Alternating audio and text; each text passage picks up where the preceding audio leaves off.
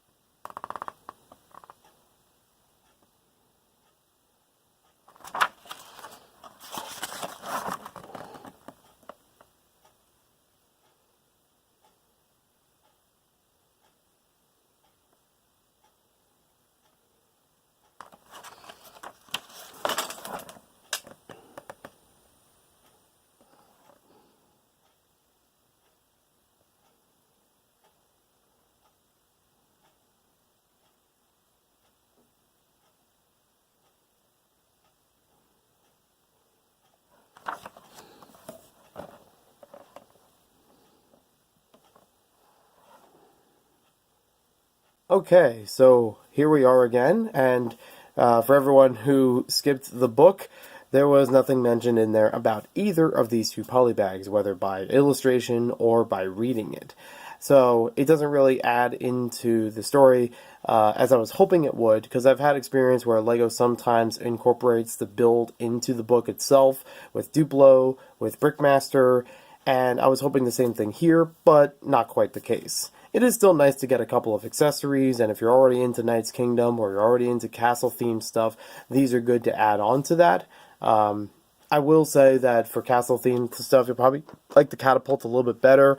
The knight is variable of what you like from castle. If you like Knight's Kingdom, it works fine. If you don't, maybe you want another color scheme, that might be up to you. I say that because you can get the polybags separately, not only from the black market, but also they were released on their own in different ways. So if you really like Knight's Kingdom, this whole package is good. I do think that the story captures the main premise of the first year of Knight's Kingdom pretty well. It does leave out the ending, which I was kind of expecting it would be there because they did so much exploration of the beginning. I was hoping that they would cover that part too. But they did mention on the back that there were a couple other Knight's Kingdom books. I don't know why I want to keep calling it Nexo Knights.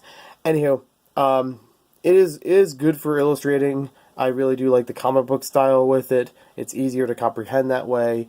However, the same exact pictures are used in other LEGO sets for the instruction manuals for Knight's Kingdom. They are used on the playing cards from the Knight's Kingdom card game. Yes, there was a card game. And not too many things are added in there. I think there's only a few of them that I haven't seen before, and I don't know if it's because they didn't have the cards or they're illustrations I haven't seen elsewhere. So I do appreciate that. It didn't add too much more to the story, however. It was still the main story that I knew, and it does capture it well for those who don't know the story but wanted to catch up on it. I do like the Knight's Kingdom story for this version compared to the 2000 Knight's Kingdom. Yes, there are two kinds. It's a little confusing. So, considering all of that, I would say this is okay. It's nothing too worth getting, I would say, because you can get some of the polybags on their own. That's up to you if you really like Knight's Kingdom, if you want to get those polybags and things. I would say get the whole bundle.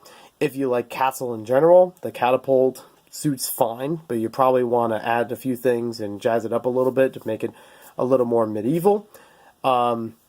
And yeah, as a little bundle, I still thought this was a unique LEGO item to get. And for me, liking Knight's Kingdom, I thought this was good as a whole package. Again, I would have liked if there was more about these polybags added into the story, even if it was a background detail. And I was right, it was Talon J, and I was also right about Citadel of Orlan. I somehow remember those names. So thank you for watching this video. Hope you guys enjoyed the thorough review of the adventure book, and we'll see you next time with more LEGO videos. If you want to get a request for a video review of any LEGO products, or even other products in general, from Hot Wheels, Nerf, whatever it may be, that I already cover on this channel, just let me know on the Discord server. You can check the link in the pinned comment down below for more information. We'll see you next time with more videos.